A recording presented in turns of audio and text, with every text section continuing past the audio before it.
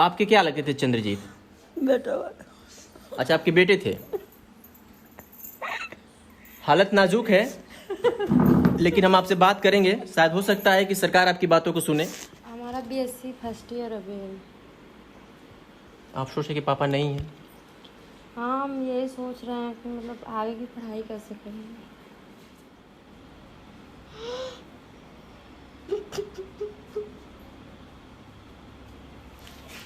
धीरे रखो, जो हो गया हो गया।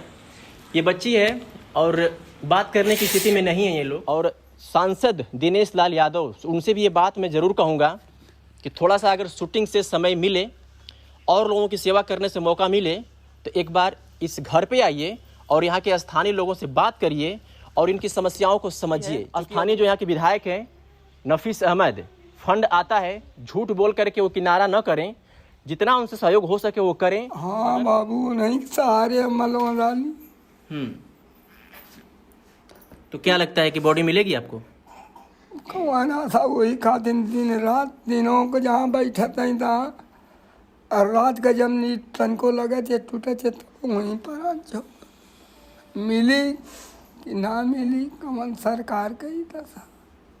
तो घर में उनके सिवा और कौन कमाने वाला था? क्यों ही ना, वह खाली मतलब का सहारा हुआ ना। उत्तर प्रदेश के आजमगढ़ जनपद में, और आजमगढ़ जनपद का ये सगड़ी तहसील क्षेत्र है और गोपालपुर विधानसभा है। जो पीछे ये हमारे आप घर देख रहे हैं, इस घर का एक शख्स 2013 में सऊदी कमाने के लिए गया। और सऊदी इसलिए कमाने के लिए गया कि कुछ पैसे मिलेंगे और घर की परवरिश अच्छे तरीके से की जाएगी। अब इंडिया से सऊदी कमाने जाने के पीछे की वजह वो है, हो सकता है इंडिया में रोज़गार न मिला हो, और अगर इंडिया में रोज़गार मिला भी हो तो ढंग का वेतन न हो, इसकी वजह से उनको सऊदी जाना पड़ा। क्योंकि महंगाई के ज़माने में पैसों की आवश्यकता नहीं है, बहुत पैसों की आवश्यकता है।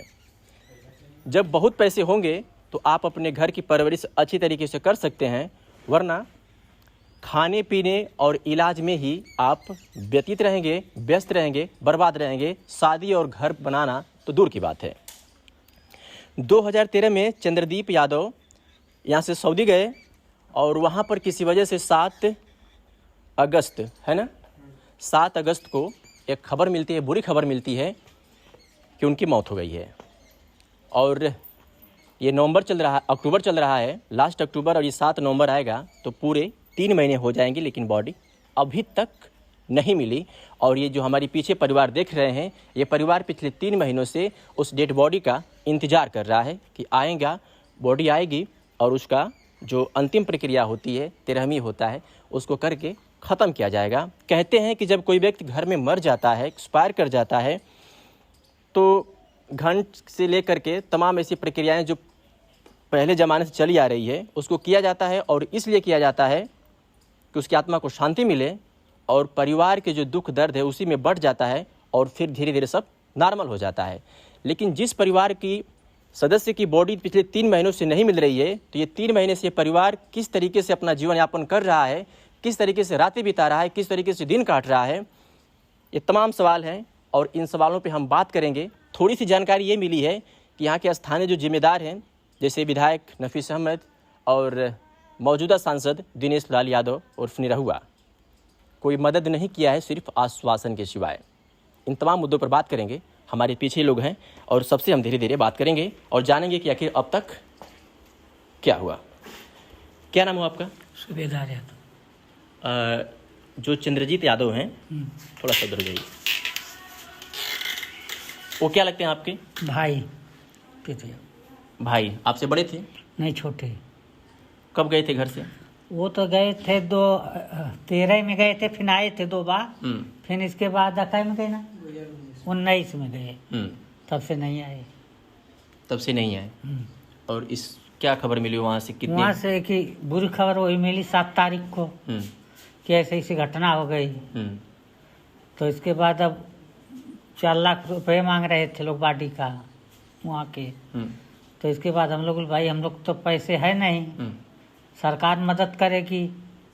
तो इसके बाद आज तक लाश नहीं आई, कोई मदद नहीं मिली। नहीं। जब खबर मिली उसके बाद आप लोग कहाँ कहाँ गए थे और क्या क्या कुछ समझ, किन किन लोगों से मिला बॉडी के लिए? अरे हमारे यहाँ ब्लॉक प्रमुख थे और ये थे नसीब थे, निरहू यहाँ गए, और पूरा मुख्यमंत्री और सबके यहाँ फिक्स हुआ था, लेकिन कुछ नहीं है। मोदी के यहाँ भी गया था। कितना पैसा मांगा गया था? 4 लाख रुपए। किस लिए? वो बाटी भेजने के लिए। कौन मांगा था ये बात? वो वहाँ के कंपनी मालिक मांगा। 4 लाख रुपए की डिमांड की गई थी इसलिए कि वहाँ से शायद आने में जो खर्चे होते हैं वो वहन करना होता है। कुछ ऐसी कंपनियाँ होती हैं जो अपने पास से इस पैसों को लगाती है और डेड बॉडी को घर भिजवाती है, लेकिन ये कंपनी 4 लाख रुपए की डिमांड कर रही है लाश भेजने के लिए। आपका क्या नाम हुआ? मेरा नाम सूर्यभान यादव है। कहाँ के रहने वाले हैं? पहाड़पुर।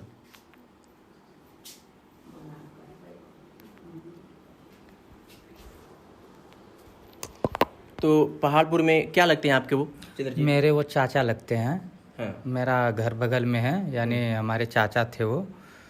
तो यानी 7 अगस्त को मेरे पास ही फ़ोन आया।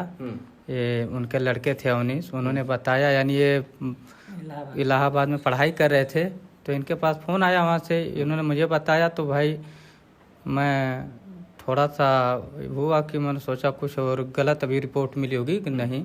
तो फिर मैं आया, फ़ोन लगाया दोबारा, इनके बाद रिटर्न परिवार से बात कराया। तो भाई अब जानते हो किसी की मौत की बात सुनते तो पहाड़ सा टूट जाता है परिवार के ऊपर में। तो ऐसा ही हुआ, सब लोग रोना पीटना लगे। अब हमारे पास कोई कांटेक्ट नंबर भी नहीं था कि हम लोग डायरेक्ट वहाँ से करें। तो फिर मुझे पता चला कि भाई एक उनके साथ रहते थे वहाँ से बिलरियागंज के। तो भाई मैं गया वहाँ पर, उनसे उनके घर गया। मैंने कहा भाई जो वहाँ पर हैं आपके जो भी घर के हैं, आप उनका नंबर दीजिए, मैं थोड़ा बात करेंगे। तो उन्होंने बताया कि भाई बात तो यहाँ पर भी हुई है, वो अभी हम किसी को भेजने वाले थे, यानी वहाँ पर कांटेक्ट नहीं हो रहा घर। तो इनके पर नंबर था, तो ये तो इलाहाबाद थे परिवार से नहीं। तो वो भी बोले कि मैं भेजने वाला। तो मैं कहा ठीक है, बात करा दो मुझसे। तो उन्होंने बात किया, तो उन्होंने बताया ऐसी ऐसी बात है, कंपनी में उनका शव मिला है। कल से जैसे कि वो गायब थे, दोपहर से ड्यूटी पर नहीं गए थे, दोपहर से गायब थे। और जब सुबह ऐसा दफ्तर खुला तो उसके अंदर बॉडी मिली। तो भाई अब हम लोगों ने कहा तो बॉडी भेजने की प्रक्रिया, तो वो बोले भाई जैसे अब तो आरबी से तो हम बात नहीं कर पाएंगे। वही बात की, वो बोले कि भाई मालिक बोल रहा है 4 लाख रुपए मंगवा दो, बॉडी को भेज दिया जाए, नहीं तो यहाँ पर हम कार्यक्रम इनका यहीं पर कर दिया जाए। तो भाई बात हुई परिवार में, परिवार से दादाजी हैं, दादी जी, सबसे हुई। तो उन्हें कहें भाई अब ऐसे कैसे, एक तो 3-4 साल ऐसे ही हो गए, 3 साल हो गया, हम उन्हें नहीं देखें, हम अपने हाथों से उनकी अथवा करना चाहते हैं। तो इसी आस पे यानी सब लोगों ने, हम लोग डीएम के पास गए और नसीब अहमद से, निरहू जी से मिले। तो सब लोगों ने आश्वासन दिया कि बॉडी आ जाएगी, आपका यानी जो मांग की गई वो नहीं लगेगा, बॉडी हम लोग मंगा देंगे। ऐसे ऐसे करते 1 महीने लगेगा, 1.5 महीने लगा, ऐसे ऐसे करते 3 महीने होने जा रहे हैं। तो अभी बॉडी नहीं हुआ। और मैं तो बगल का हूँ, लेकिन इनका हालत देखिए, ये लोग एकदम दिन प्रतिदिन। ये कौन? ये उनके चाचा जी हैं, यानी एक ही परिवार से संबंधित हैं। क्या नाम हुआ दादा? फेरैया। क्या नाम हुआ? फेरई। तो क्या लगते थे आपके? भतीजा। तो अब एक्सपायर कर गए हैं। हाँ बाबू, नहीं सहारे मलवा डाली। तो क्या लगता है कि बॉडी मिलेगी आपको? कमाना था वही खातिर दिन रात, दिनों को जहाँ बैठा था, और रात का जब नी तन को लगे थे टूटे थे, तो वहीं पर आज जाओ मिली कि ना मिली, कमल सरकार का ही था। तो घर में उनके सिवा और कौन कमाने वाला था? क्यों ही ना, वह खाली मतलब के सहारा हुआ ना, लड़कन के साथ थे, लड़का हुआ। तो आप साफ तौर पे देख सकते हैं कि ये उनके चाचा जी हैं और अभी सब परिवार एक ही में है और इनकी कंडीशन कुछ बताने की ज़रूरत नहीं है। अगर आप कुछ समझ रहे हैं तो कमेंट सेक्शन में बताइएगा।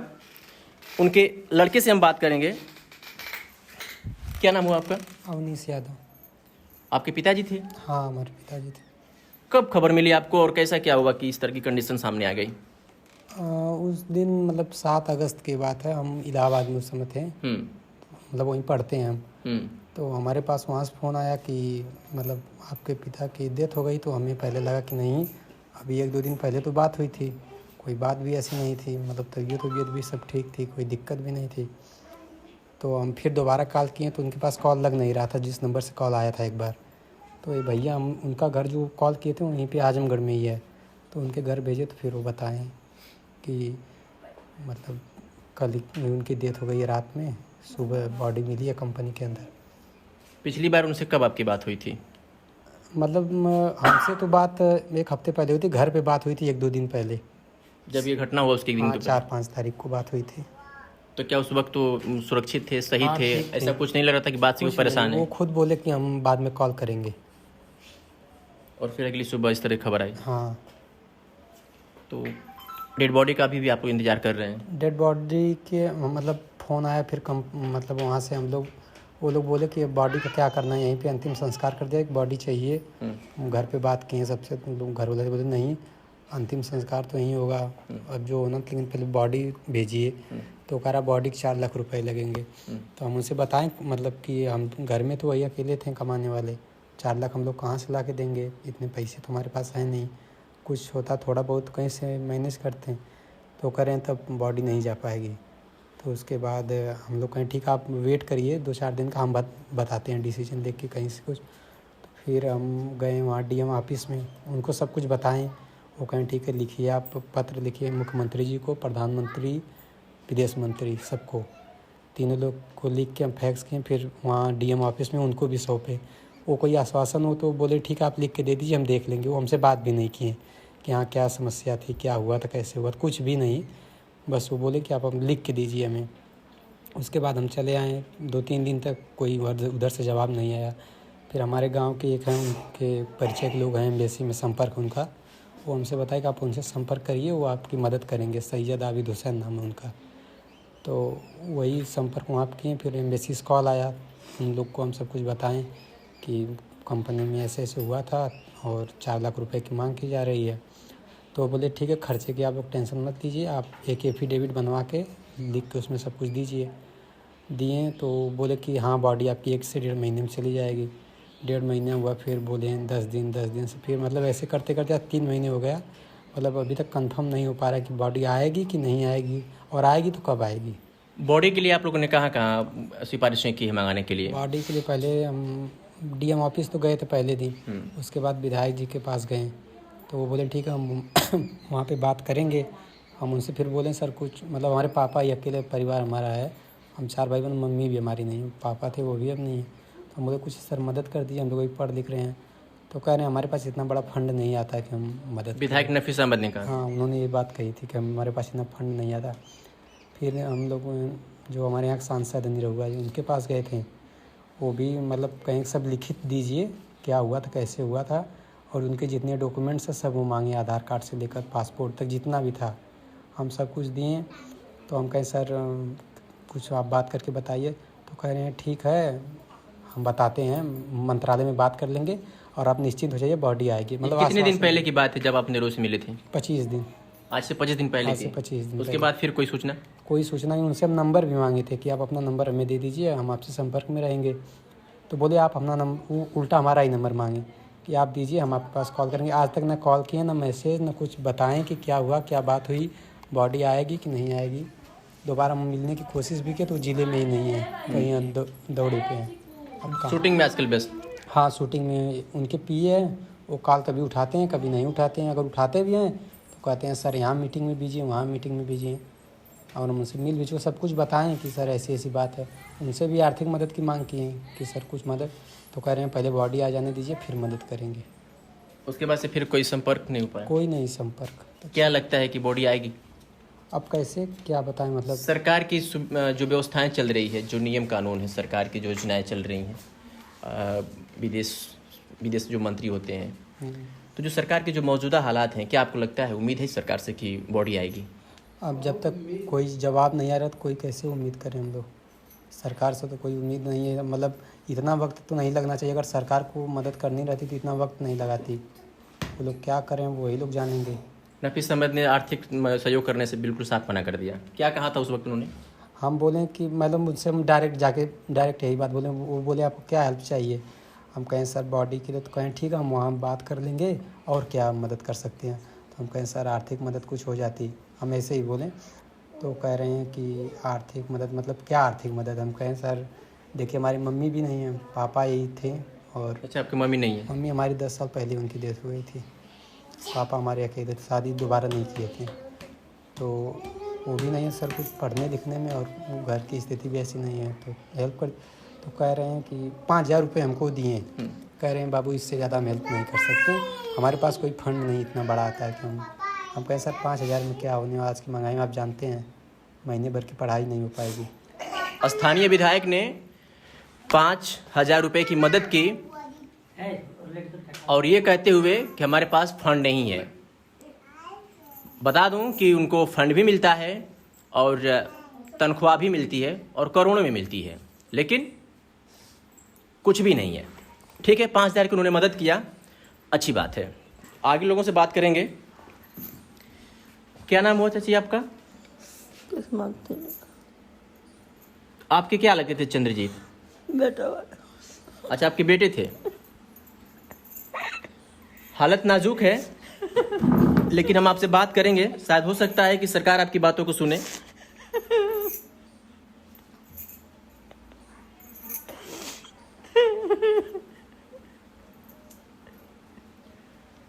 कोई भी होगा अपने बेटे के लिए, एक माँ ऐसे ही तड़पती है जैसे कि आज अपने बेटे के लिए ये तड़प रही हैं। एक्सपायर कर गए हैं लेकिन बॉडी ये नहीं मिल पा रही है, कलेजा पत्थर हो गया होगा और ये रो रही हैं, लेकिन इनकी सुनने वाला कोई नहीं है। चुनावी जब माहौल होता है तो लोग घर पहुंचते हैं, पैर पकड़ते हैं और वोट की भीख मांगते हैं और ये कहते हुए कि आप मुझे जिताइए, हम आपके सुख दुख में साथ होंगे। लेकिन जो बातें अभी यहाँ पर सुनने को मिल रही है उसमें साफ तौर पे देखा जा रहा है कि ना उनके पास फंड है, ना उनके पास बजट है, वो मदद नहीं कर सकते। पैसे की मदद नहीं कर सकती है तो समझ में आ रहा है, लेकिन उनको सरकार से बात करना चाहिए और जल्द से जल्द उस बॉडी को मंगाना चाहिए, ताकि जो अंदर जो अभी भी घुटन है वो धीरे धीरे खत्म हो जाते और उनका अंतिम संस्कार सही ढंग से कर दिया जाता। तो अभी मैं कुछ देर पहले आज ये बातें बता चुका हूँ कि जब घर में कोई इस तरह की बातें होती हैं तो एक एक प्रक्रिया बनाई गई है और उसी में आदमी व्यस्त हो जाता है। कहा जाता है कि आदमी को शांति मिल गई है, लेकिन जो 3 महीने से जिस डेड बॉडी के ये लोग इंतजार कर रहे हैं, उनके घर वालों पर क्या गुजर रही है आप तस्वीरों में साफ तौर पे देख सकते हैं। कुछ बताइए चाची, आखिरी बार कब उनसे बात हुई थी? 2 दिन के बाद भैले के बाद तई बात सुनाई 10 दिन ताने के पहले कैले रहना तो खाली 4 बात बतियो ना, फिर न धैर्य न कनवाई रख देते। जैसे रोजा में कहने बाबू कहाँ बतावा कुछ, कहना कि कुछ ना हुआ, जाते हैं कामे पर फिर करब। अब हो गई ना तब से कहना ना। घर में वही कमाने वाले थे केवल? हाँ, वह पहले उठी के लड़का हमारा रहा चाटे मार छोड़ के पोती पोतन के जिया नहीं, जिया के सयान कही नहीं, तब ले वो दिखा गई ना। एक कोई औरत भैया ना। अब घर में कोई कमाने वाला नहीं आया? नहीं, किसी बच्चे की शादी उदी हुई अभी? कुछ ना हुआ का। वो लड़की हुई, दूठे हैं, दूठे लड़का दूठे लड़की, और छोड़ के वो मरल रही। तो क्या लगता है चाची की उम्मीद है उनको आने की, उनकी बॉडी आने की? कुछ उम्मीद लग रही है आपको कि सरकार आप बॉडी यहाँ तक पहुँचवाएगी? भैया मैं क्या कहूँ, करे जाना। कुछ समझ में नहीं आ रहा है कि बॉडी मिलेगी या नहीं मिलेगी। धीरे धीरे 3 महीना हो गया। चलिए, अब जो इस परिवार पे गुजर रहा है सिर्फ यही परिवार समझ रहा होगा। स्थानीय जिम्मेदारों की क्या बात करें, वो सिर्फ उनका इस परिवार का हाल चाल लेने जब चुनाव नज़दीक आएगा तब वो लोग आएंगे। यहाँ के सांसद जो हैं दिनेश लाल यादव, वो फिल्म शूटिंग में व्यस्त हैं। चलिए, उनका ये रोजगार है और लेकिन यहाँ के स्थानीय अगर सांसद हैं और उनकी सरकार है तो उनको इस मामले में हेल्प जरूर करना चाहिए। आपका क्या नाम हुआ? तो आप क्या लगते हैं उनके? वो हमारे लड़के थे, सगे लड़के थे? हाँ। आप उनके पिताजी हैं? हाँ। तो अब तो इस दुनिया में है नहीं? नहीं बाबू। क्या लगता है कि बॉडी मिल पाएगी? अब बाबू कौन उम्मीद रखल जाए 3 महीना, 1 हफ्ता, 2 हफ्ता, 3 हफ्ता, तो ऐसे 3 महीना हो जाता, कौन उम्मीद है कि मिलेगी कि नहीं मिलेगी? इस सरकार पे भरोसा है? कोई भरोसा नहीं है। स्थानीय विधायक ने कुछ आश्वासन दिया आपको? अरे कहे के तो सब आश्वासन देता, लेकिन वही है कि खाली आयल कह के चल गया। ये घटना के बाद आपसे ये नफीस जी आए, हमारा आदमी वहाँ है, हम सब करवाएंगे, बस सब खाली यही कहे कि हम करवाएंगे, हम करवाएंगे। कोई आज तक यही करवा रहे हैं लोग। हम लोग 3 महीने से एकदम, हमारा परिवार एकदम। जब से ये घटना हुई है तब से स्थानीय यहाँ के कोई प्रशासन या फिर स्थानीय जनप्रतिनिधि आपसे मिलने आए हों, आपको आश्वासन दिए हों, ढाढ़स बधाए हों, ऐसा कोई व्यक्ति? कोई ऐसा तो कोई ना, बस वह है कि ये भी आयल हो, हाँ ठीक है आपकी मदद होगी, बस खाली जबाने से। लेकिन कोई सही तरीके से मदद नहीं किया? कोई मदद नहीं मिली। क्या उम्मीदें हैं चाचा?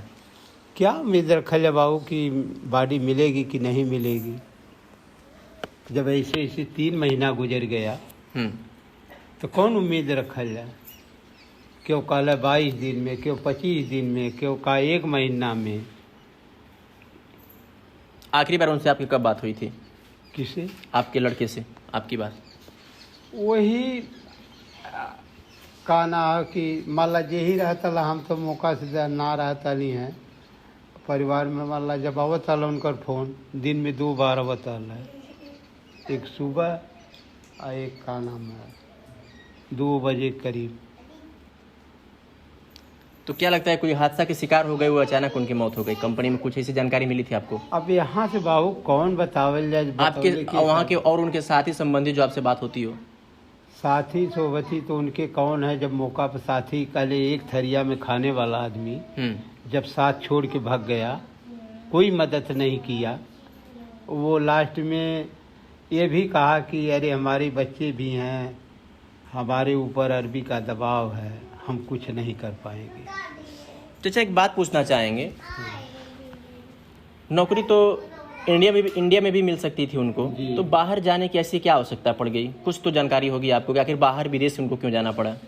बाहर विदेश बाबू ये नाते उछल गए ना, पहले तो मध्य प्रदेश रहता ना, और वहीं से सीखला, वहीं से गई ना, और उनके साथ के और लोग थे, और गए, सोचे कि भाई वहाँ और कुछ कमाई धमाई अच्छी होगी, पैसे ज़्यादा मिलेंगे, पैसे ज़्यादा मिलेंगे। इंडिया में मन मुताबिक पैसा नहीं मिलता था। हाँ, अब यहाँ वही है कि 8,000 10,000 यही मिलता है इंडिया में। कहीं ना कहीं कमी है जो इंडिया के लड़के जा करके विदेश बाहर में नौकरी कर रहे हैं। सबसे मेन वजह यही है, पहली बात तो बेरोजगारी, और दूसरी बात अगर कहीं प्राइवेट कंपनी में उनको नौकरी मिल भी जा रही है तो मन मुताबिक सैलरी नहीं होने की वजह से उनको बाहर जाने का रास्ता दिखता है, और वो इसलिए कि शायद वहाँ पे एक अच्छी खासी रकम मिलेगी और अपने परिवार का गुजारा बसर हो सकता है। ये बातें मैं आपको कुछ देर पहले भी बता चुका हूँ। कितने लड़के थे उनके? उनके 2 लड़के 2 लड़की थी। 2 लड़कियाँ थी। क्या उम्र होगी उन लोगों की? अब यही बाबू लोग पढ़ रहे हैं, क्या है, ये सबसे बड़े हैं। अच्छा, ये बड़े हैं। हाँ, तो वो 2 लड़कियाँ कहाँ रहती हैं? यही एक लड़की BS। थोड़ा सा बुलाइए भैया, थोड़ा सा बुलाइए, बात किया जाए।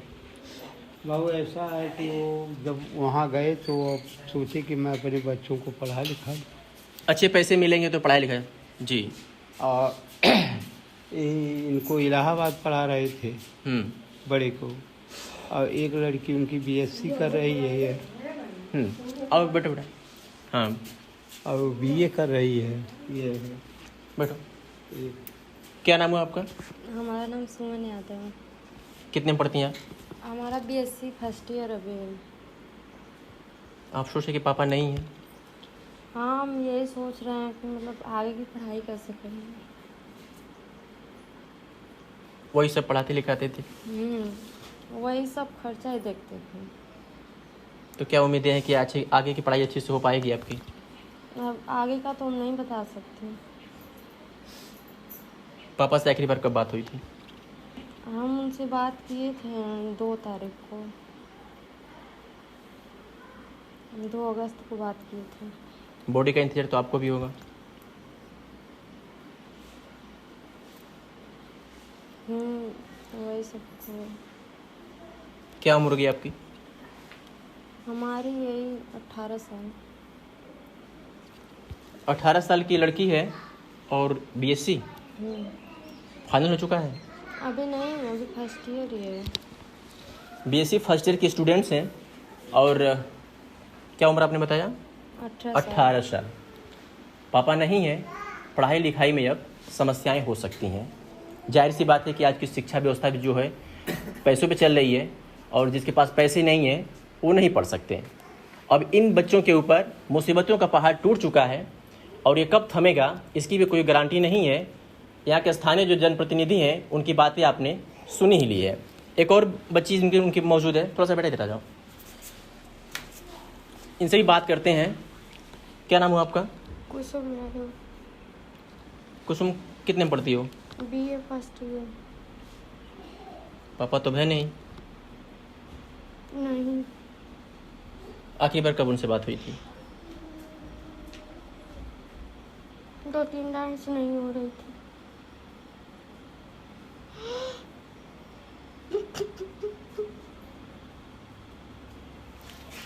धीरज रखो, जो हो गया हो गया।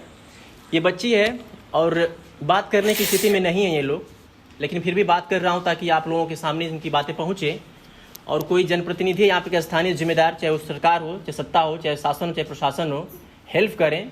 क्योंकि 4-4 बच्चों का खर्च उठाना बहुत बड़ी बात होती है और जो व्यक्ति इन बच्चों का खर्च उठा रहा था वो आज इस दुनिया में नहीं है। और यहाँ के स्थानीय जिम्मेदारों के बारे में अब हमसे क्या बताएं, हम भी यहाँ पर अब वो रिपोर्टिंग नहीं कर पा रहे हैं जो करनी चाहिए। लेकिन अगर आप लोग इस वीडियो को देख रहे हैं तो एक बार ये बात ज़रूर कहूँगा कि इसे इतना आप लोग शेयर करें कि स्थानीय प्रशासन से लेकर के जितने जिम्मेदार हैं उनके पास पहुँचे, खास करके विदेश मंत्रालय तक ये बात पहुँचे, योगी तक ये बात पहुँचे और इस परिवार को इस मुसीबत में आकर के वो लोग साथ दें। क्योंकि इस वक्त इस परिवार के साथ खड़ा होने की सबको ज़रूरत है। जो स्थितियां हैं वो आप भली भांति इस खबर में आप देख ही लिए होंगे।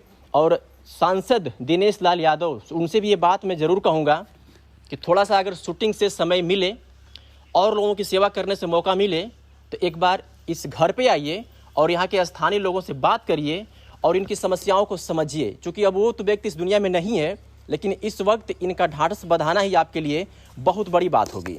और इसलिए ज़रूरी है स्थानीय जो यहाँ के विधायक हैं नफीस अहमद, फंड आता है झूठ बोल करके वो किनारा न करें, जितना उनसे सहयोग हो सके वो करें।